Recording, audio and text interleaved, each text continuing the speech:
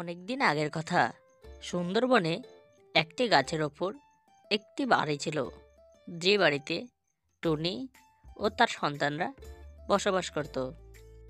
টুনি অনেক অভাবের মধ্যে দিয়ে তার সংসারটাকে কোনো রকমে চালাতো, কিন্তু কদিন ধরে টুনি তার বাড়িতে একটুকু খাবার আনতে পারছে না।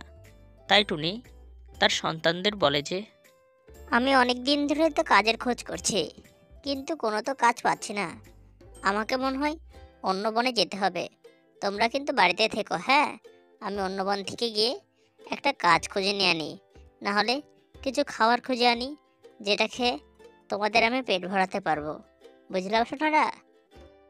এই কথা বলে টুনি তার বাড়ি থেকে বেরিয়ে কাজ ও খাবারের সন্ধানে অন্য বনে চলে যায়। অনেক দূরে গিয়ে টুনি একটা সোনার বেগুন বাড়ি দেখতে পায়। তাই টুনি বলে, এই তো, এখানে একটা সোনার বেগুন বাড়ি আছে। এই বেগুন বাড়ির মালিক মনে হয় অনেক বড় লোক হবে। যাই, আমি গিয়ে আমার সন্তানদের ডেকে আনি। তাহলে তারা একসাথে গিয়ে যদি বলে, তাহলে মালিক আমাদের কিছু খাবার দিতে পারে। এই কথা বলে টুনি তার বাড়িতে চলে আসে এবং বাড়িতে এসে তার সন্তানদের বলে যে, সোনারা, আমি একটা সোনার বেগুন বাড়ির খোঁজ পেয়েছি।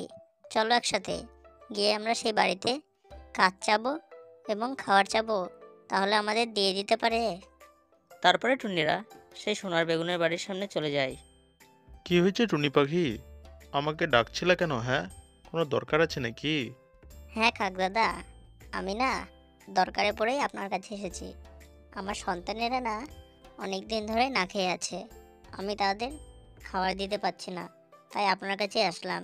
যদি আপনি আমাকে একটু সাহায্য করেন। ও, এই ব্যাপার টুনি পাখি। তোমাকে আমি খাবার দিতে পারি, কিন্তু ওই খাবারের বদলে তোমাকে আমার কাজ করে দিতে হবে। তাহলেই আমি তোমাকে খাবার দিব, বুঝলে? ও, ঠিক আছে কাকদাদা, আমি তোমার কাজ করে দেব। তুমি তো খাবার দিলেই হলো। আর কি কাজ করতে হবে সেটা আমাকে বলে ফেলো, তাহলে আমি সেই কাজই তোমাকে করে দেব। ঠিক আছে টুনি, তাহলে আমি তোমাকে খাবার দিচ্ছি, থামো। আর আমার বাড়ির সমস্ত কাজ, ঘর ঝাড় দেওয়া, ঘর লেপা, বিছানা গোছানো, বাসন মাজা ইত্যাদি সমস্ত কিছু কাজ করতে হবে। বুঝতে পারলা? আমি খাবার নিয়ে আনছি, দাঁড়াও। এই কথা বলার পর কাক টুনিদের খাবার দেয় এবং সেই খাবারটা পেয়ে টুনি আনন্দিত হয় আর বলে যে, ধন্যবাদ কাকদাদা, আমাদের এতটা সাহায্য করার জন্য।